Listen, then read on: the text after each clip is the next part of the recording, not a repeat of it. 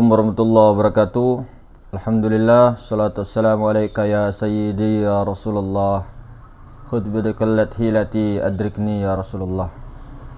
Saudara-saudaraku, kembali lagi bersama kita di channel Pangeran Cahaya. Hadirin yang dimuliakan Allah Subhanahu wa taala, dimanapun Anda berada, rahmat serta ridhonya, berkahnya selalu melimpah atas segala-galanya insan yang terpilih, pewaris panji Rasulullah SAW, dan segala sesuatu yang berada di alam semesta ini, di alam kefanaan ini, di alam lil syahada ini, di alam penyaksian ini. Maka hadirin semulakan, kita kaji secara hakikat apakah betul-betul baginda Nabi sallallahu alaihi wasallam, yaitu uswatun hasanah, petunjuk bagi kita semua di akhir zaman ini, ketika Isra wal Mi'raj itu bertemu Tuhan. Artinya begini, kita jangan mengartikan bahwa Rasulullah Isra dan Mi'raj itu, Isra Mi'raj itu untuk bertemu Tuhan. Kenapa? Kalau kita mengatakan Rasulullah SAW, Nabi kita, Nabi Agung Muhammad SAW, Isra Mi'raj hanya untuk bertemu Tuhan, berarti Tuhan itu bertempat. Karena adanya di sana, di langit ketujuh sana, di Sidratul Muntaha naik. Nanti dari Masjidil Haram ke Palestina, kemudian naik ke langit sampai ke Sidratul Muntaha. Jadi jangan dengan adanya kata-kata Rasulullah Nabi Muhammad pergi Isra Mi'raj, diperjalankan oleh Allah, hamba itu diperjalankan oleh Allah, yaitu Nabi Muhammad SAW, hakikat Muhammad juga, hakikatnya Nur Muhammad, maka kita itu menjadi rancu, sementara Tuhan itu tidak bertempat. Jadi jangan pernah meyakini bahwa Nabi kita, Nabi Agung Besar Muhammad SAW, pergi Isra Mi'raj untuk bertemu Tuhan. Kalau kita mengatakan Rasulullah bertemu Tuhan, untuk bertemu Tuhan ketika Isra Mi'raj saja, maka itu keyakinan kita, tauhid kita bergeser, berbahaya. Sementara Tuhan itu laisa kamitsli syai'. Tuhan itu tidak bertempat, saudara-saudara. Seolah-olah kita meyakini bahwa Nabi kita, Nabi Muhammad SAW itu pada saat peristiwa Isra Mi'raj saja bertemu Tuhan. Padahal rahasianya, hakikatnya, Nabi kita Muhammad SAW sejak lahirnya beliau itu sudah tahu, sudah musyahadah kepada Allah. Kalau tidak percaya silahkan. Pendapat kedua, ulama muhaqqiqin, sejak beliau berusia 6 tahun, 5-6 tahun itu beliau sudah musyahadah kepada Allah, sudah bertemu Allah. Jadi solat, peristiwa Isra Mi'raj itu untuk menerima hadiah solat, untuk menerima torikoh atau jalan-jalan untuk bertemu dengan Allah. Salah satu jalan untuk bertemu, salah satu jalan untuk sambung, salah satu jalan untuk usul kepada Allah, itu dengan torikoh Muhammadiyah, yaitu dengan solat, dengan mendirikan solat. Itu salah satu jalannya. Tapi ini diwajibkan di dalam umat Islam, umat pengikut Rasulullah. Saking istimewanya ini hadiah. Makanya inilah jalurnya, jalur Nur Muhammad, jalur Nabi Muhammad. Tariqatu Rasulillah, Tariqatu Muhammad. Ini mendirikan solat, termasuk zikrullah, itu Tariqah Muhammad. Kemudian haji, itu Tariqah juga. Zakat juga begitu, puasa juga begitu, 2 kalimat syahadat juga seperti itu. Semua rata-rata, tidak rukun iman, rukun Islam itu harus wajib sebenarnya untuk musyahadah, baru ke fana, baru ke bako. Jadi salah satu jalan untuk bertemu Allah, untuk wasil ilallah, untuk liko illah, ya, untuk sampai kepada Allah dengan mendirikan sholat. Jadi jangan dikatakan baginda Nabi kita Muhammad sallallahu alaihi wasallam itu bertemu Allah pada saat peristiwa Isra Mi'raj saja. Jadi peristiwa Isra Mi'raj itu adalah untuk ibrah, untuk dijadikan pelajaran bahwa begini ketika perjalanannya begini. Perjalanan daripada Isra-nya begini, kemudian Mi'rajnya seperti ini. Nah, kalau kita hakikatkan, nah, itu perjalanan nyawa untuk sampai dibalikkan kepada sir. Perjalanannya nyawa, ya, nyawa Ahmad itu yang di dalam ini kita, di dalam batang tubuh kita ada nyawa.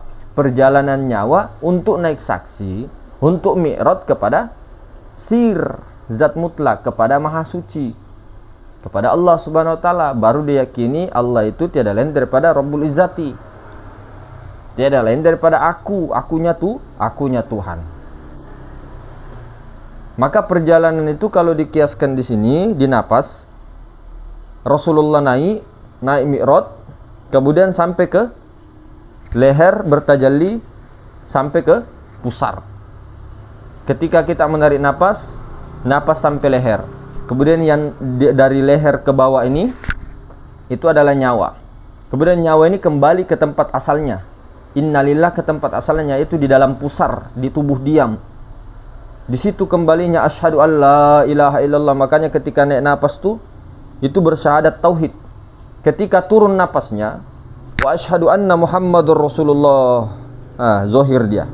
Jadi dari sir ke nyawa, kemudian naik ke sini menjadi nafas, zohir dia, wa asyhadu anna Muhammadar Rasulullah.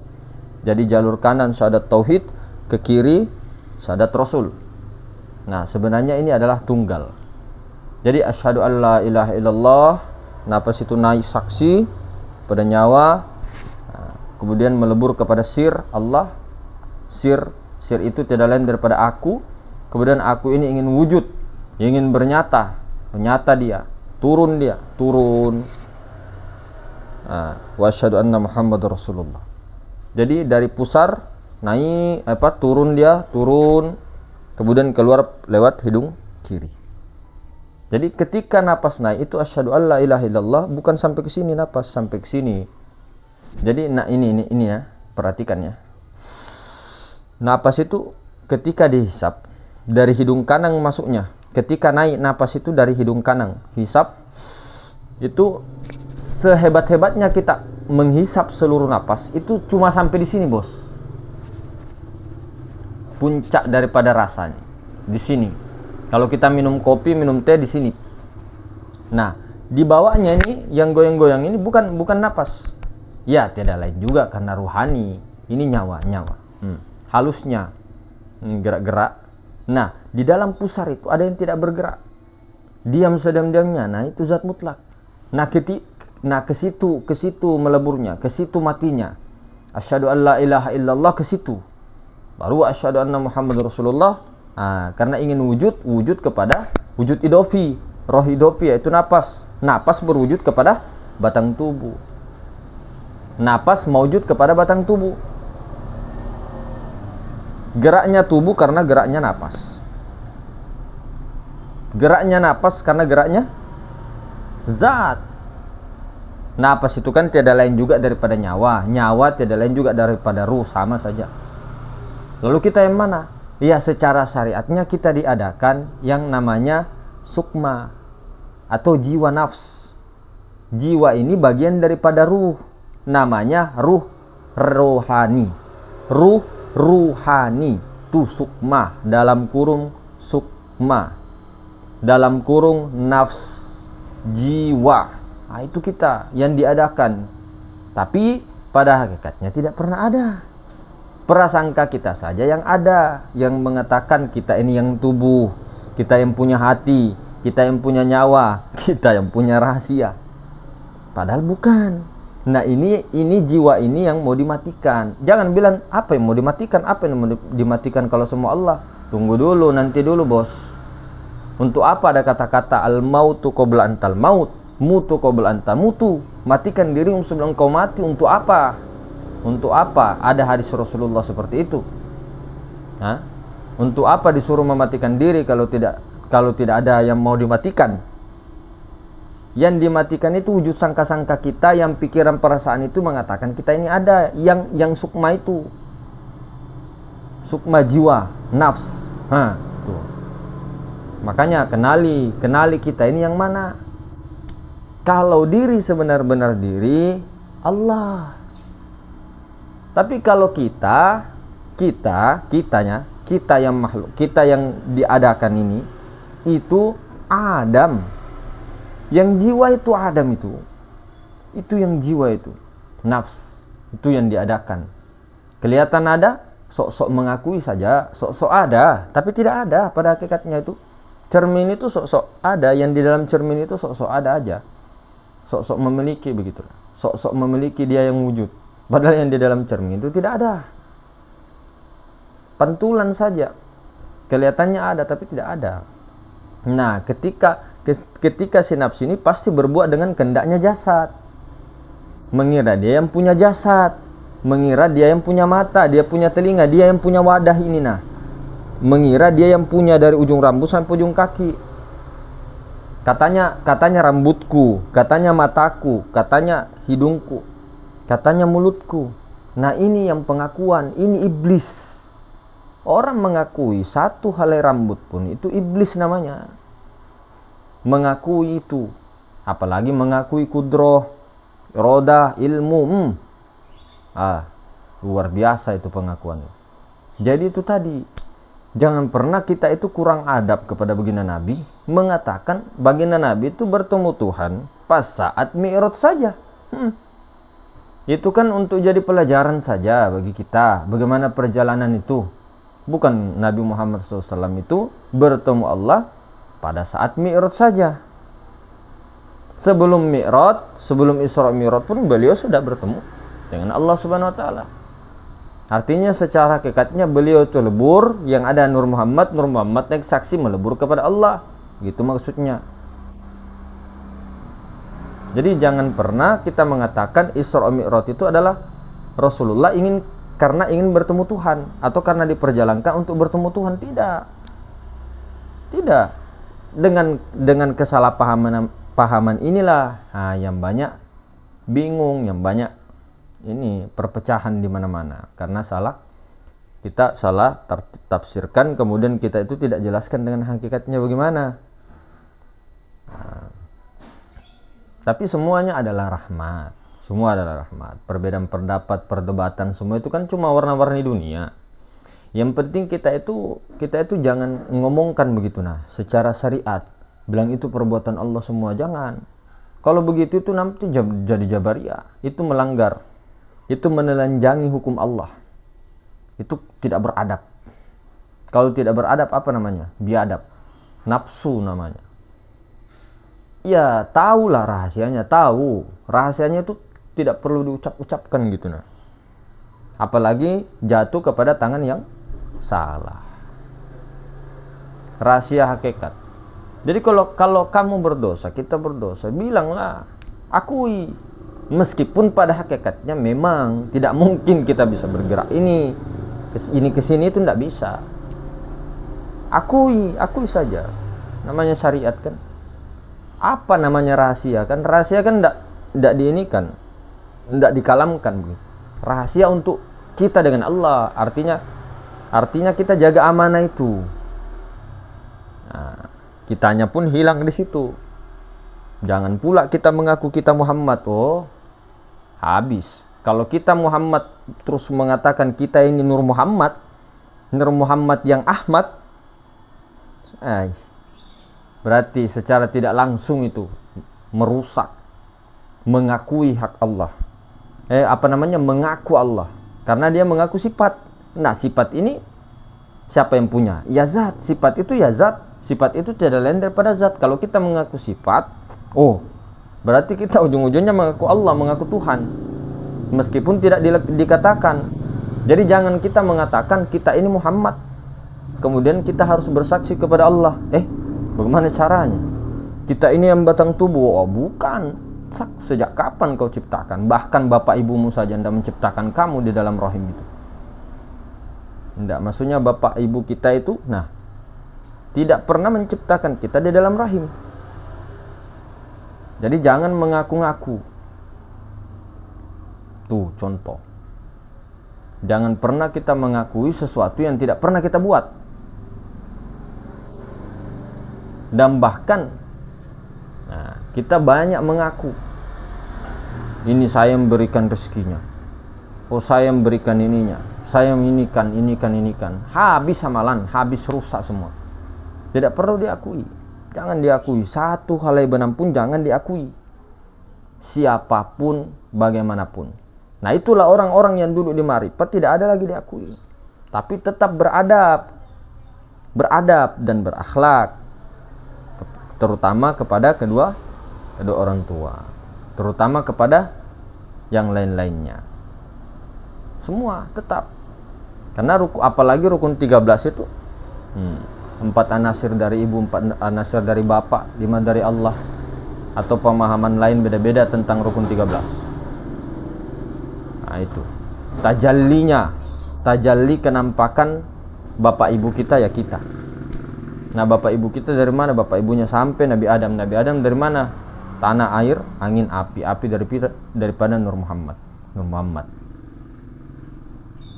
Jadi hadirin semulakan, ya mudah-mudahan kita mampu dipahamkan oleh Allah. Ini bahasa kita ya, bahasa syariat. Dipahamkan oleh Allah dengan wallazina jahadu fina lanahdiyannahum subulana. Sungguh-sungguhlah, barang siapa bersungguh-sungguh pasti akan mendapatkan jalan-jalan hidayah. Harus ada kesungguhan. Tapi kesungguhan ini meskipun keras, dengan tawakal, dengan biqudrati la ilaha illallah, dengan kudrah iradahnya Allah. Tidak ada yang namanya nafsu anania ketika engkau berjuang demi tekad itu yang kuat, dengan niat yang kuat, dengan semangat daya juang yang kuat. Tidak ada istilah nafsu anania ketika engkau dalam kesadaran, menyadari siapa yang berkehendak itu, siapa yang berkuasa itu, siapa yang berbuat itu. Biar kau semangat setengah mati, enggak. Jangan takut. Kalau takut untuk tergelincir ke situ berarti masih ada makhluk.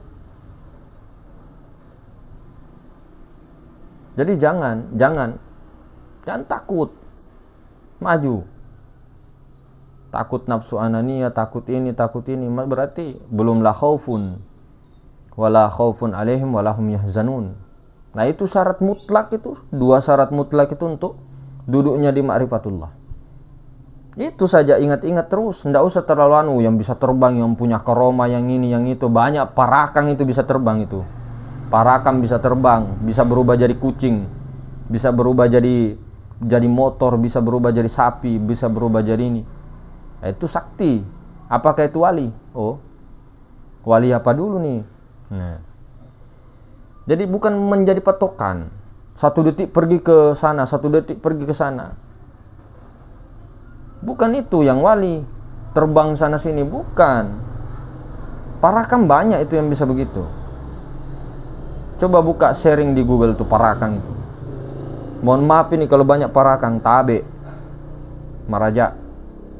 Karena ini bukan tujuan, bukan itu yang wali. Ini yang 2 ini nah, la khaufun alaihim wa lahum yahzanun. Tidak ada takut tentang apapun itu nah, apapun itu. Takut meninggalkah? Takut miskinkah? Takut apakah? Pokoknya takut apa? Tapi berarti kita ini bagaimana itu dengan ini? Keseharian kita. Ya keseharian kita tetaplah seperti manusia biasa, basaria. Memang manusia biasa. Artinya begini. Tidak apa-apa di depan makhluk kelihatan geli, kayak apa? Ngeprank takut dan sebagainya. Tidak apa-apa. Tapi hatinya itu nah.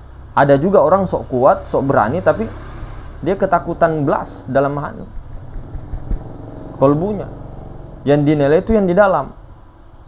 Hati dan amalmu. Hati serta praktekmu dalam ilmu ma'rifat.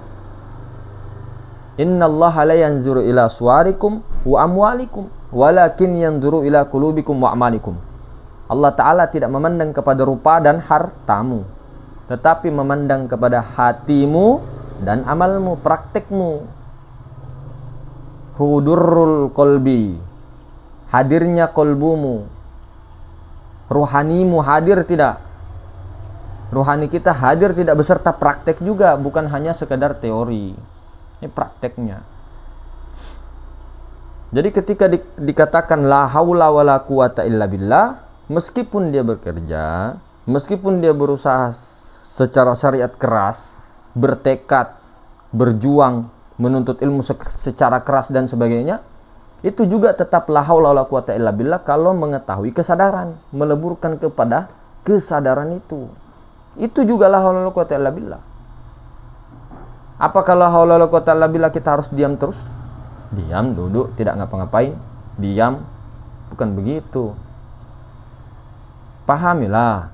Banyak baca-baca kisahnya Nabi kita, Nabi agung kita, Nabi Muhammad SAW, beserta kisah-kisah sahabat tuh dibeli kitabnya gitu loh. Masa kita beli kota bisa, beli apa bisa, kita tidak bisa beli buku sahabat. Perjuangan-perjuangan para sahabat, perjuangan tobi'in, perjuangan tobi'in hingga pewaris Rasulullah, supaya mampu mencontoh. Bukan dipuji-puji, bukan disembah-sembah. Oh, ini kamu sembah-sembah itu tobi'in. Jangan seperti aliran sebelah deh. Aliran sebelah maksudnya ini aliran kita ini yang kafir tertutup satu. Artinya kafir tertutup. Syariat, hakikat, terlalu hakikat, dia lupakan syariat. Nah, begitu. Jangan sampai kita melupakan salah satunya, dua-duanya pegang, empat-empatnya dia pegang. Aman sudah, aman. Empat-empat dipegang aman, insyaallah. Artinya kita di mana saja masuk, semua enak, nyaman, nyaman benar-benar nyaman sekali, enak, nikmat. Nah, mungkin begitu hadirin yang bukan Allah. Semoga tetap terus dilembutkan hatinya. Ya Latiful Khabir, la tudrikul absar wa huwa yudrikul absar wa huwal latiful khabir. Wa kul ja'al haqq wa dhahaqal batil innal batila kana zahuqa.